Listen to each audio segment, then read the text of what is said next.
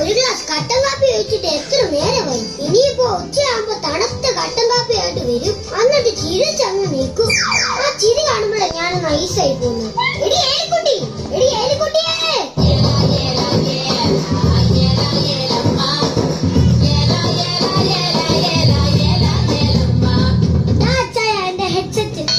ചെവി പഞ്ഞു വെച്ച് അതാ ചായ കാലിത്തിരി ചൂടുവെള്ളം വീണു. എടി ഏലിക്കുട്ടി, കാലിൽ ചൂടുവെള്ളം വീണതിന് എന്തിനാടി ചെവി പഞ്ഞു വെക്കുന്നത്? അതിന് എന്റെ കാലിലല്ല ചൂടുവെള്ളം വീണത്, നിങ്ങളുടെ അമ്മച്ചിയുടെ കാലില.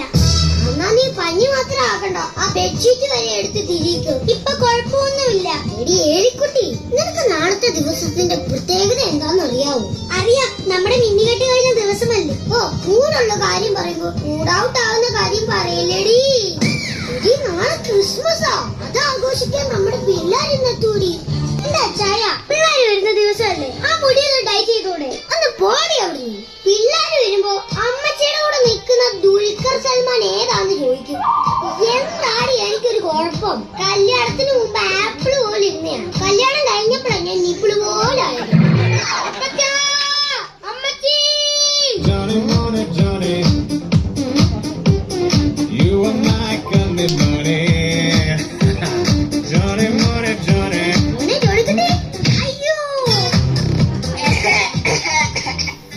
എന്തൊരു ചുമയായിരുന്നു, എനിക്ക് കേൾക്കാൻ വയ്യ. ഇത്ര ഓർക്ക ചുമച്ചിട്ടും. അപ്പച്ചനെ ഇതിൽ നന്നായിട്ട് ചുമച്ചോണ്ടിരുന്നതാ, ഇപ്പൊ അതെല്ലാം പോയില്ലേ. ഇട്ടോണ്ടിരുന്നപ്പോ കണ്ടതാ. എലിക്കുട്ടി, നിങ്ങളല്ല, എന്റെ ജോണിക്കുട്ടിയെ കുറിച്ചാ ഞാൻ പറഞ്ഞത്. ഇപ്പൊ വളർന്ന് വലുതായി കോട്ടും സൂട്ടും ഒക്കെ ഇട്ട് ഒരു പെണ്ണും കെട്ടി. സുഖമാണോ മോളെ നിനക്ക്? അതെ, സുഖമാണോ അമ്മച്ചി? ബൈ ദ ബൈ, പേര് മറന്നു. പേര് മറന്നോ? അല്ല അമ്മച്ചി, ഞങ്ങൾ ഈ അമേരിക്കയിലായതുകൊണ്ട് എന്താ വിളിക്കേണ്ടത് ഞാൻ മറന്നുപോയി. ഡിയർ അമ്മച്ചിന്ന് വിളിച്ചാ മതി. ഹോ, എന്തൊരു ഭംഗിയുള്ള ഡ്രസ്സായത്. ഇതിന് എത്ര രൂപ കൊടുത്തു മോളെ? അത് ഇവിടുത്തെ ഒരു 10-15 രൂപ വരും. ഹോ, ആ കാശുണ്ടെങ്കിൽ എത്ര ഫുള്ള് മേടിക്കായിരുന്നു.